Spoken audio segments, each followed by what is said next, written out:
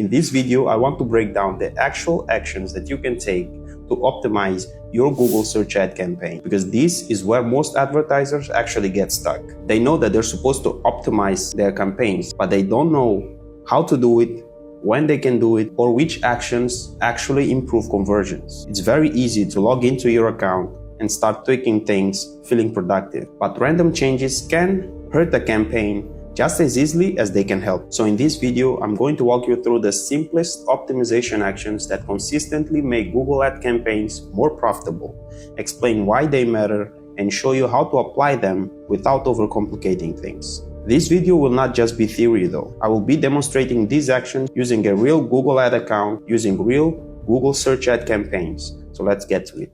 Now, let's quickly understand, when do you optimize a campaign? I have 3 rules that actually answer this question. The first one is you optimize only when you have a reliable data sample.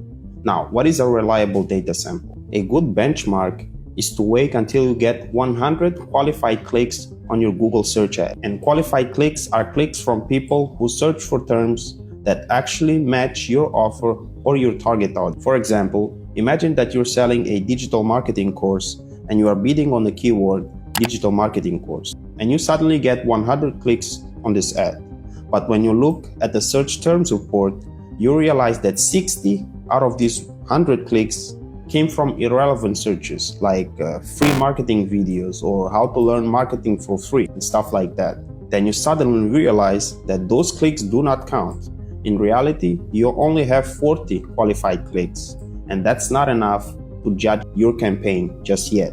So is that all that you can do? Wait until you get 100 clicks on your ad to actually make changes?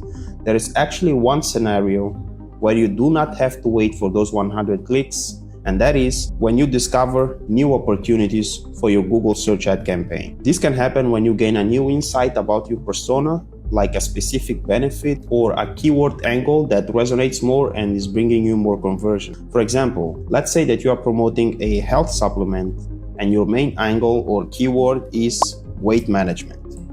Now, you start running your ads, but then you look at your search terms report and you realize that you are getting some conversions for people who are looking for reduced cravings related keyword or angle, and not the previous lose weight angle that you were using in your ads.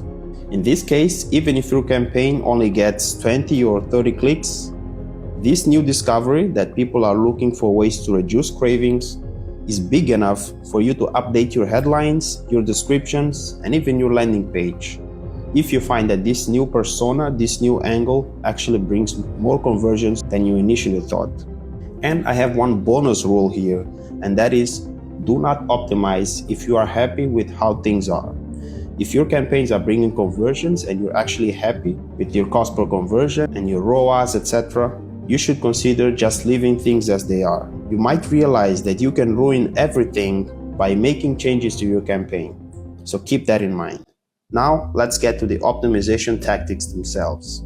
And we start with the first one, which is to clean your search term. This is something that should be done as often as possible. And if you have a large volume of clicks, you should consider even doing this on a daily basis. But what does it mean to clean your search terms? Cleaning your search terms means you take a look at the search queries, or in simpler words, you take a look at the actual keywords that users are typing on Google to see your ads. And then you go and delete or stop all the search terms that are irrelevant to your offer. For example, let's say that you bid on the keyword Toyota, but then your ad might show up for people who are just typing cars on Google. But if you only want people who are interested in Toyotas to see and click on your ads, you might want to set the keyword cars as a negative keyword to your campaign to avoid clicks and wasting money on people who are just searching for cars out of curiosity, for example.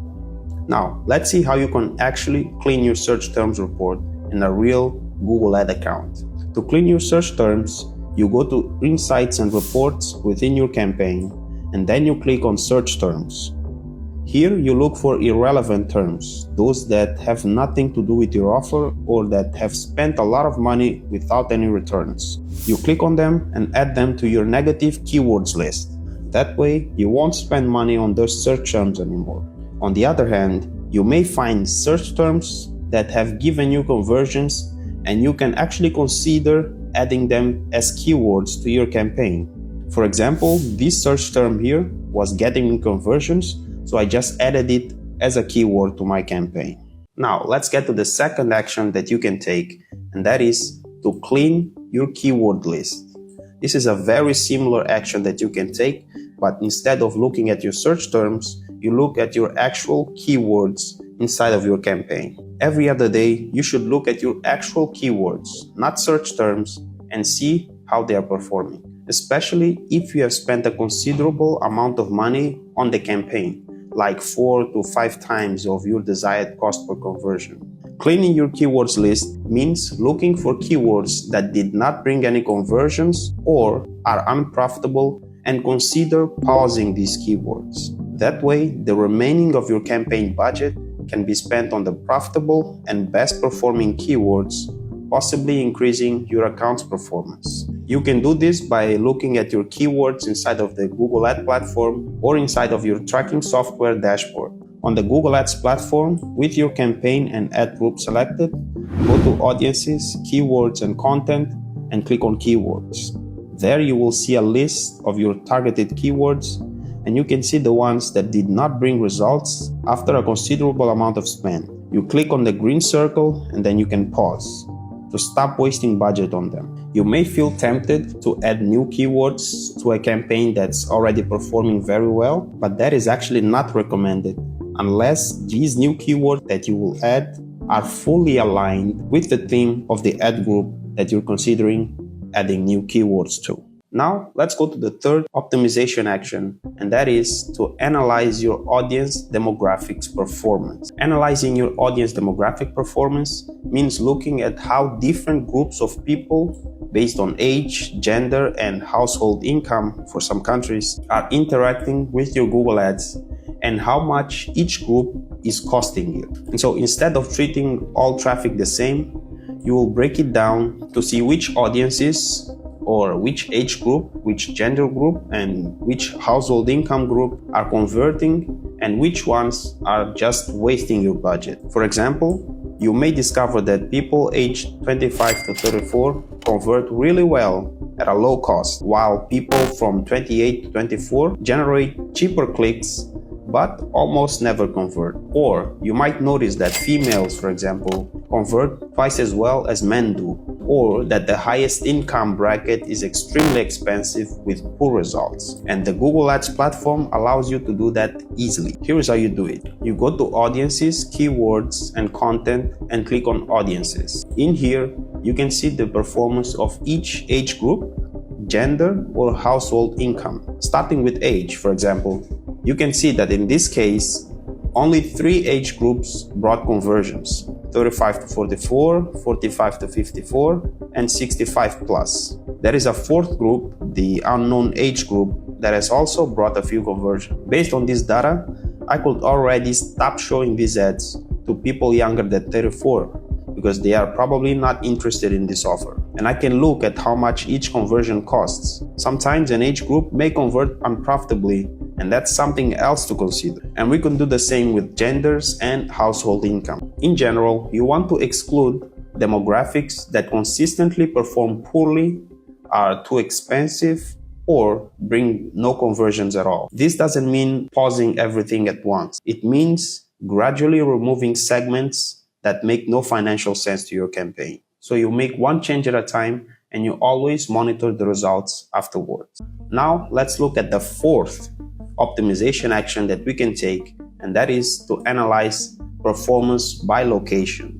Analyzing location performance means looking at where your conversions, clicks, and costs are coming from and identifying which geographic areas are profitable and which ones are not. You may notice that cities, states, regions, or countries perform differently, even with the same campaign, with the same offer. Some locations may bring in lots of conversions at a low cost, while others only spend money without generating your desired results. For example, you might think your offer performs well everywhere in a whole country, but when you look and check the data, you may discover that just 3 cities are generating 80% of your conversion. The rest are not doing so well. In this case, the goal is simple: to optimize your campaign by excluding the weak areas and prioritizing the strong ones. The first thing you want to do when optimizing locations in Google Ads is opening your campaign and clicking on Audiences, Keywords, and Content. Next, you will click on Locations. Here you will be able to see performance by country, state, city, or region. In this example, for the time frame selected, you can see that most conversions have come from 2 countries only. And if I want to get deeper, I can click on the top performing country and view the performance by cities inside of this country to know what are the best ones and which ones are performing poorly. If I see that a city or region that spends money but brings almost no conversions, or conversions that are very high cost, I can select and click Remove to stop showing my ads in this region. So after removing bad locations, you can double down on the best ones. If there is a particular location that is generating conversions at a low cost or giving you a strong ROAS, you can increase your bid adjustment to focus more of your budget on these strong performing cities or region. But keep in mind that these will not work if you're using a smart bidding strategy. More on that soon. Now, here are other actions that are worth mentioning for you to consider and use them to optimize your campaigns. So you can optimize your campaigns by scheduling the ads to show up at certain times of the day. This can be very useful if you have a pattern of conversions happening during a certain period of the day. If you have this data, you should consider only running your ads during this time frame. One other thing that you can do also is remove devices from your campaign if you notice that a particular device, computer, tablet, or mobile, is not performing well. So you go to the device that you want to remove from your campaign and you decrease the bid adjustment by 90% on these undesired devices. But keep in mind that if you are using the smart bidding strategies like maximize conversions with target CPA or target ROAS and maximize conversion value, Google tends to ignore this bid adjustment unless you use the minus 90% bid adjustment to completely exclude the device. Thank you for watching till the end. You can find this Google Doc down in the description below if you want to follow it, and see you next time.